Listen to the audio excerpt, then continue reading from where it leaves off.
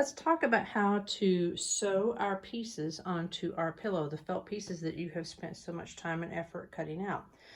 Now, you see, I showed you a hint of this. I decided to add my little airplane flying across the sky. I hope you can see what that is. And all of my world landmarks here. Now, a lot of you have not done this many things. And I'm crazy like that. So I wanted lots of layering on there. A lot of you have put like a heart with a number on it, or a basketball with a name underneath it. So yours are not layered on top of each other like this. So let's talk about some options here. First of all, if you're doing the layering, I spent quite a bit of time playing around with all of my shapes to figure out exactly where I wanted them so that I could see them all. I like them layered over on top of each other. That's not, you don't have to do that. That was my personal preference. So play around with it a lot. Let me remind you again, do not have anything touching the edge of your pillow.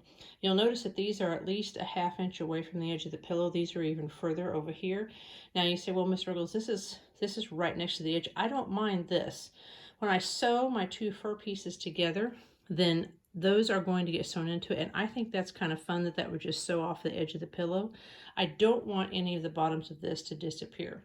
So very, very important. I've seen some of you who are doing a long word diagonally across here, or a really long word across. You have to figure out how to make it so that your letters are not touching the edge. Otherwise, when you sew it, the side of it will get sewn into your pillow. So play around with the positioning. Once you figure out where you want them, you have to figure out a way to hold them to the fur until you get them sewn.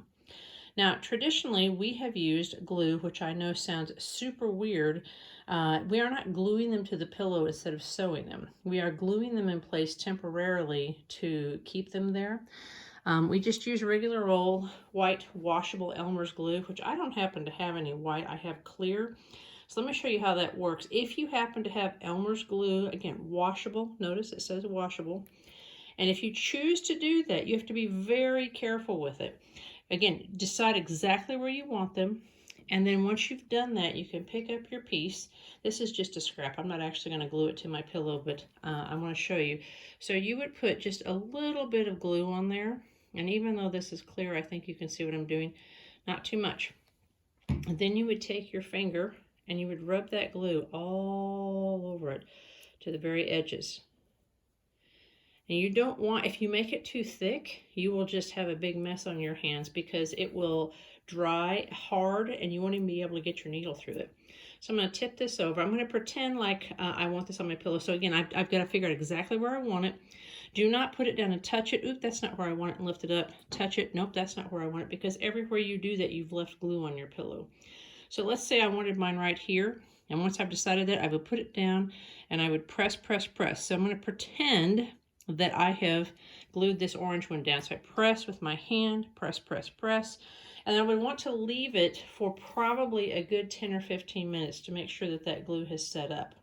All right, so be very, very careful with that. And again, this is not how you're holding it to your pillow. This is just temporary to keep it in place while you sew. I did try the stapling method, which worked beautifully for me to staple the paper patterns to the felt. It didn't work very well with this, so I chose not to do that. This time I've actually gone with pins. So I have decided where I want each piece, because this one is not attached yet, and then just put a few strategic pins in there. If you cover it all up and fill it with too many pins, it wrinkles the piece up. Like even over here, I'm struggling a little bit because I've got all these layers. So I have to be very careful to make sure, if you can tell, this kind of goes up and down a little bit. So when it's time to actually sew it, I need to be very careful to make sure that I'm keeping it nice and smooth on the piece. But I've decided to go ahead and go with pins this time.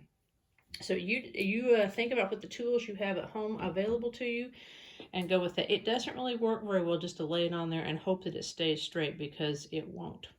So I've got all my pieces in place now. Next thing is thread. Now, if we were at school, I would have tons and tons of thread, and you would be able to choose from my selection and make sure that you had some that matched everything. It's like, oh, here's yellow for yellow, here's white for white, here's orange for orange, here is black thread for my black, and so on. Now, I brought a few things home from school, plus I have lots of thread here because I sew at home as well. So I have all these options. Unfortunately, when I was sending all these things home with you guys, I didn't have enough thread, and I didn't know what your design was going to look like, and I didn't have enough thread available to send all of you multiple colors. So I've sent you all one color of thread. So now you have to decide, are you going to sew everything on with one color, which I don't mind. At school, I would probably give you a hard time about it, but not at home. We've got to use what we have at home. If you have other thread at home that matches really well, go for it. I don't want to encourage you to go out, but if you really want a specific color so that it blends in, and you'll see what I'm talking about in just a minute, when someone goes to Walmart to buy groceries, Walmart does have a limited selection of thread, so you could go and buy something that matched. So for the time being though, let's take these off, and I want to show you, once you figure out your thread situation, exactly how you're going to do this. Now I've gone ahead and sewn a few pieces on. I've got my Sydney Opera House sewn on. I sewed my little tiny jet stream pieces and my airplane, and I've sewn my Eiffel Tower on so that you can see. I'm going to hold it up closer to the camera. I want you to see, do you see how tiny my stitches are? Like, yeah, but you know what you're doing. You're going to know what you're doing in just a few minutes either. And that's one of the really actual advantages of being at home, is that you have time to really take your time and work on this. So you see how small the stitches are. That's your goal, is to make them that small. It should look like you did this on a sewing machine. And I'm giving you all week to work on this because it takes some time. I do, oddly enough, at school call this TV homework. Once you get everything set up, put on a movie, not one that you haven't seen before, one that you really, really like and you've seen a million times, and just go with it. So you can just sit there and just relax and go with it. Or put on some music that you love. So next thing, I've given you all a needle. So you're going to take your hand sewing needle right here. Now I've got a video under the hand sewing that's called The Big Ugly Knot. So I'm going to show you how to thread your needle, and then you go to that. I'm not going to take the time today to show you the Big Ugly Knot because there's another separate video for that. But first thing you want to do, you want to cut your thread. You want to stretch your arms out as far as they'll go to your left and to your right, and cut off a piece of thread that's as long as from fingertips all the way across your body to your other fingertips. So it's a big long piece of thread. And you are also going to make sure that when you get that, you actually cut the thread loose from the spool. We don't want it attached to the spool anymore. Then you are going to take your needle and your thread, and you are going to, I can do this on the camera, you are going to put the thread into the hole of the needle like that, okay? And then you're going to pull it down. So that you can see this. There's my needle. I'm going to pull the ends down so that the ends are the same length. You see that? Okay, so the ends of my thread are the same length. I'm going to pull it out. There's my threaded needle.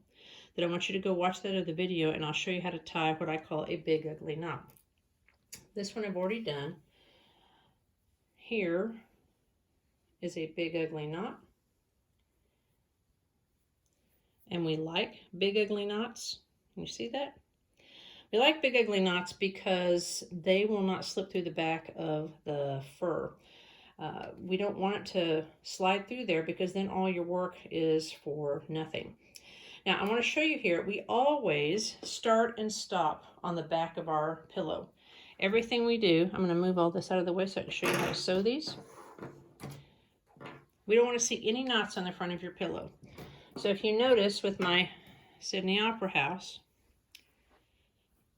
see there's no knots anywhere on the outside of this. Now I'm going to show you, I'm going to get started on my Dubai Tower here. And we're going to start on the outside, on the, with my needle underneath, and I'm going to come up, and I want to come up very close to the edge of my orange. So I'm going to start right here. So do you see my needle there? It's coming out. It's right next to the edge of my piece. I make sure my piece is nice and firmly in place. I'm going to get a hold of it with my fingers. I'm going to pull it until the knot touches the back. You see that? Okay. I pull it till the knot touches the back. We are going to be doing a running stitch. The running stitch is the easiest possible stitch. We are literally going up and down and up and down. So I'm going to go right next to it. That's how I make the tiny stitches. Okay, I go right next to where my thread came up. I push it through, I reach underneath. There's no reason for me to look at the back of my pillow. You say, well, how am I supposed to know where I'm sewing? Well, you can't see anything on your back of your pillow. You can't see the piece that you're sewing. And I come up right next to my last stitch. You see that? There's my needle again. I pull it through. And I continue to sew up and down, up and down. There is also a video showing you how to do the running stitch. Now, the example that they show you, they're making big giant stitches so that you can see what they're doing. Yours should be tiny. If you get in a hurry, and there's no reason to be in a hurry, you have lots of time to do this. If you get in a hurry though and make big long stitches, it won't take long before they all come loose, and the pieces that you work so hard to design and cut out and sew to your pillow are just going to fall off. So again, you're just going up and down and up and down. Now, we always have to start with a knot so that our thread won't slide through and it'll all come undone. We also have to stop with a knot. So if you have a small piece, when you get all the way around it, you're ready to stop. Or if you have a big one, like my Eiffel Tower, I had to use 2 pieces of thread to get around this. I didn't have enough thread. And you don't want to pull off tons and tons of thread because it'll just get all tangled up. So when you're doing this, when you have about the same amount of thread as the width of your hand, okay, when you have about that much left, you have to stop and tie a knot. So let me show you how we would do that. So I'm sewing along here. Now, normally, please understand, I'm doing this for demonstration. I have sewn about a 1/2 inch. There's no reason for me to stop here. I just need to show you how to tie a knot. So if I had come to a point where I was about to run out of thread, or I had finished sewing around that piece, then I would sew to the back. So I always go to the back. All of my knots are on there. Pull it nice and smooth. And that's the point where I flip it over to look at it. And if you see, that's where it's coming out of the back of my pillow. So to tie a knot, to end my stitching, I put my needle and I take a tiny little bit of the back of the pillow. Can you see that? Just a little bit of the back. Then I push it through. I pull it until I still have a small loop. See that? Then I put my needle through the loop, and when I pull it down, it ties a knot on itself. But that's not enough. I want to do it 3 times in the same spot. So again, a little bit of the pillow fabric. See that? Pull it till I have a small loop. Put my needle, through the loop. Pull it down and do that one more time. And it doesn't matter if it's a little messy on the back, a little bit of the back. It's my last time, 3 times. There's my loop. Put my needle in the loop and pull it down. Okay, so if I was doing that, again, I would do this if I was done with the piece that I was sewing on, of that felt piece, or if I had enough thread that was about the width of my hand. I have to leave myself enough to tie a knot. And then I come in, I tie it off, I cut it off, and then I would get new thread and tie a new big ugly knot in it and start either on the new piece or right next to where I just ended. I don't know how well you can see that. So you want to take your time, sew around each one, whether you're using matching thread or the contrasting thread that I gave you. I don't want you to sew your pillows together yet. We're not going to sew any of the fur together. We're just sewing our pieces on. So if you have questions, please contact me, email me. And I want to see your work. Make sure that you send me a video or a picture of your work as you're going along, and especially the finished work. Thank you.